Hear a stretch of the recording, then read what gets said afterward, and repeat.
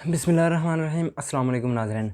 आज Islamabad high court में बड़े अहम तरीन केसेस हैं। क्या सेक्टर कमांडर ऑफ आईएसआई और एमआई जो हैं वो अदालत में पेश होंगे या नहीं, और जस्टिस बाबर सत्तार साहब बड़े अहम केस की समाअत आज करेंगे। उसमें भी कुछ काफ़ी अहम हुक्मनामा था जो पीछे गुज़िश्ता हुक्मनामा था, और उस केस की आज समाअत है। वो कुछ तफसीलात बताते हैं।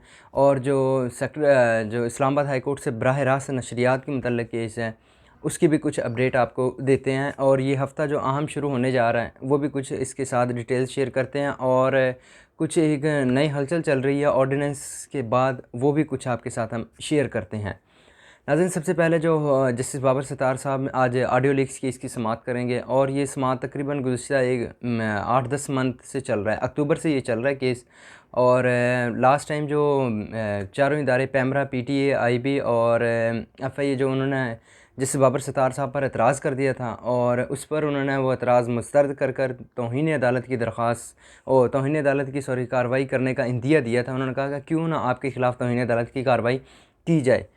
तो इस पर ये बड़ी अहम डेवलपमेंट हुई। जो उसके बाद फिर केस 29 मई को लग गया और उनको नोटिस जारी हो गया। अब देखते हैं वो इस्लामाबाद हाई कोर्ट में आज जवाब जमा करवाएंगे।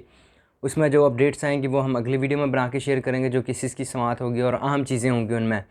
और फिर जस्टिस मोहसिन अख्तर कियानी साहब जो हैं, आज वो लापता शायर फ़रहाद साहब हैं, उनके मुतल्लिक़ गुमशुदगी के बारे में जो गुमशुदगी हुई है उस पर जो आज केस की समाअत करेंगे। और इस केस की समाअत जो है वो उन्होंने हिदायत दी थी ऑर्डर में कि बराह रास्त मिसिंग पर्सन से मुतल्लिक़ जो भी केस होगा उसको बराह रास्त नशर किया जाएगा। और फिर उन्होंने sector commander ISI, sector commander MI, secretary दाखिला और दिफा और वज़ीर कानून को ज़ाती हैसियत में जो है वो आज इस्लामाबाद हाई कोर्ट में तलब किया था। अब देखना है कि दोनों सेक्टर कमांडर एमआई और आईएसआई आते हैं, अदालत में पेश होते हैं या नहीं होते हैं, सूरत हाल किस तरफ जाती है, ये क्या मामला होगा, ये आज की इसकी समाअत में ही तय होगा। तो ये बड़ी एक अहम डेवलपमेंट होगी आज।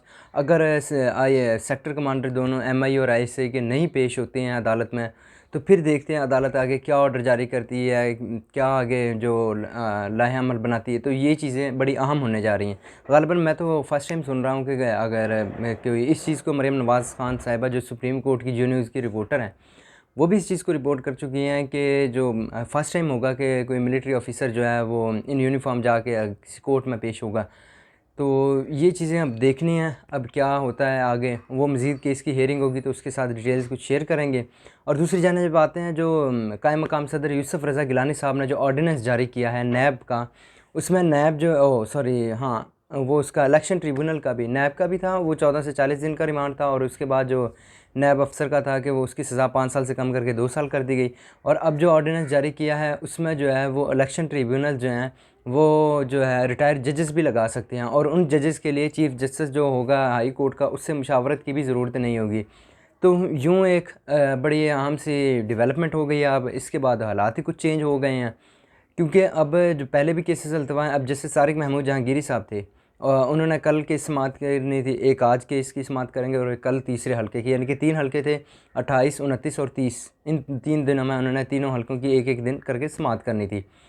तो ये चीज़ें अब देखते हैं, अगर नए ट्रिब्यूनल्स आ जाएंगे तो केसेस फिर ज़ाहिर सी बात डिवाइड हो जाएंगे, तो ये मामलात होंगे।